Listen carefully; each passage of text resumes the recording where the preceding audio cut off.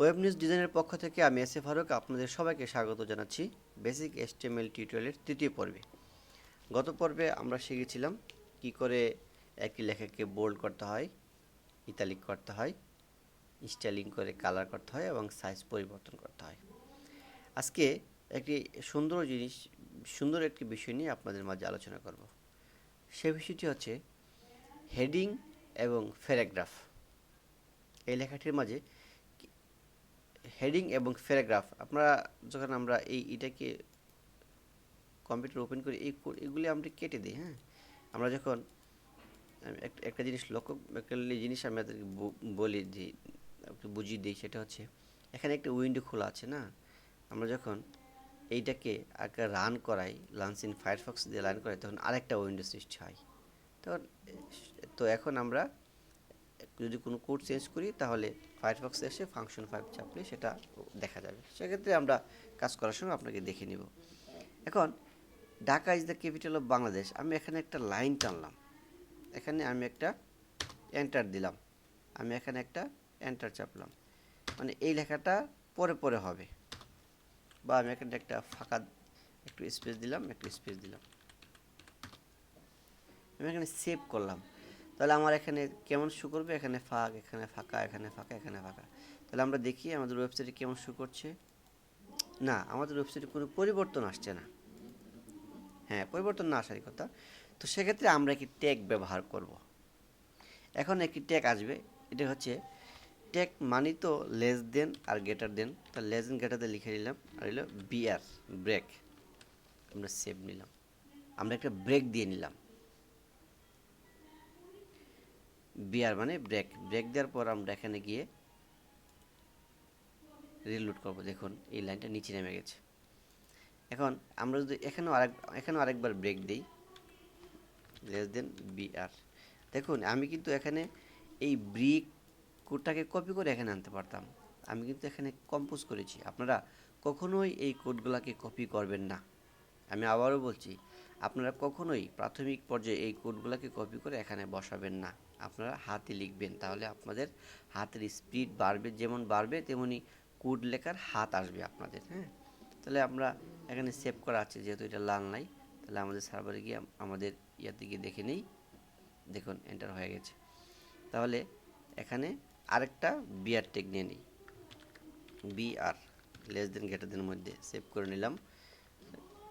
Alter এবং tab ধরে নিয়ে আমরা মোজিলা ফায়ারফক্স দিয়ে ওপেন করলাম, ফাংশন 5 দিলাম, দেখুন নিচে নেমে গেছে। তাহলে আমরা আবারও এখানে বিআর টেক ব্যবহার করি, আবার হয়ে গেছে। আচ্ছা, এখন কথা হচ্ছে একটি লাইনের পরে আরেকটি লাইন এসেছে, ঠিক আছে, কিন্তু আমার প্রশ্ন হচ্ছে এখানে যে পরিমাণ ফাঁকা আমরা রেখেছিলাম, সে পরিমাণ ফাঁকা মানে একটি লাইন থেকে আরেকটি লাইনের দূরত্ব আরেকটি লাইন ফাঁকা পর্যন্ত, তো আমাদের এখানে সেম আসছে না। হ্যাঁ, আসছে না, আসবে না। আমরা এখানে আরেকটা ব্রেক করে ইউজ করব, বিআর।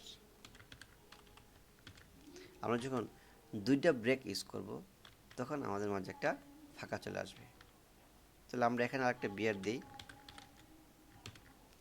সেভ করবেন। তাহলে আমরা এখানে আরেকটা বিআর দিই, বিআর সেভ করবেন।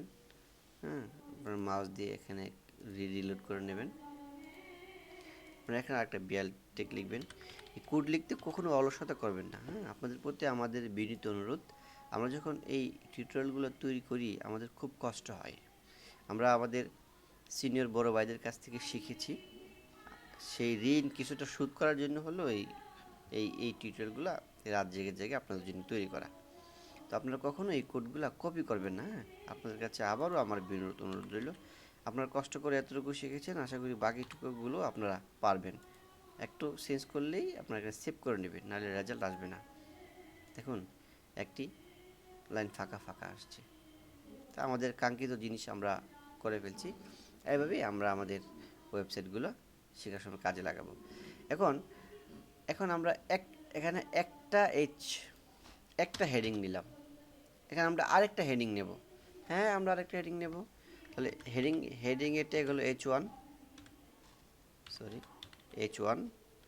তাহলে আরেকটা H1 দিতে হবে, /H1। এটা হচ্ছে ফার্স্ট ট্যাগ। এতটুকু হচ্ছে ফার্স্ট টেক, আর এতটুকু হচ্ছে লাস্ট টেক মানে ক্লোজিং টেক। তো এর মাঝে যদি আমরা লিখি যে ঢাকা, সরি আমরা যদি আরেকবার লিখি Bangladesh is a wonderful country. না, এই লেখাগুলো না এটির সাথে একটু অনেকটা মিলে যাচ্ছে। তাহলে আমরা এখানে লিখি যে Singapore is a wonderful country, save করলাম। তাহলে আমরা দেখি আমাদের এখানে কি হলো,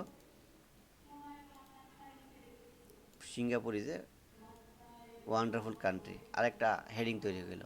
তো এখন যদি আপনারা প্রশ্ন করেন যে এইটাও হেডিং, এইটাও হেডিং, এইটা হলো লাল, হ্যাঁ, আর এটা হলো কালো, কেন? কেন আমরা স্টাইল ধরে দিয়েছি এখানে, এটা হবে লাল এবং ফন্ট হবে 55। আর এই যে Singapore is a wonderful country, এটা হচ্ছে আরেকটা হেডিং। এই হেডিংয়ের মান আমরা ধরিনি, ধরলেও আমরা সেটার মতো করে নিতে পারি। তো এগুলিকে আমরা একটু সাজিয়ে নিই, হ্যাঁ, আমাদের দেখতেও একটু সুন্দর লাগবে। এন্টার দিয়ে হ্যাঁ সাজিয়ে নিলাম। এখন আমার কথা হচ্ছে, এখন আমি এই লেখাটার নিচে একটা রুল টানবো, রুল টানবো হচ্ছে, রুল হচ্ছে রুল।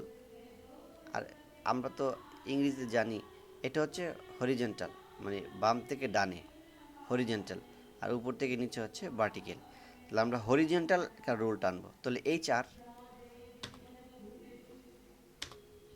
টেক, এইচআর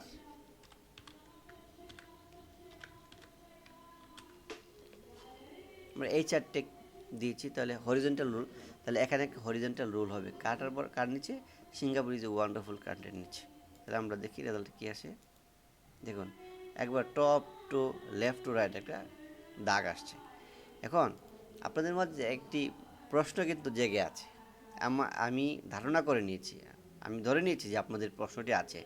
আপনারা, আমি প্রথমে বলেছিলাম যখন একটি টেক নামে কোনো শব্দ আমরা শুনবো, তখন গ্রেটার দেন এবং লেস দেনের মধ্যে শব্দটুকু হবে, এবং সেম একটি ট্যাগ হবে যে ট্যাগের ক্লোজ ট্যাগ এবং ওপেনিং ট্যাগ।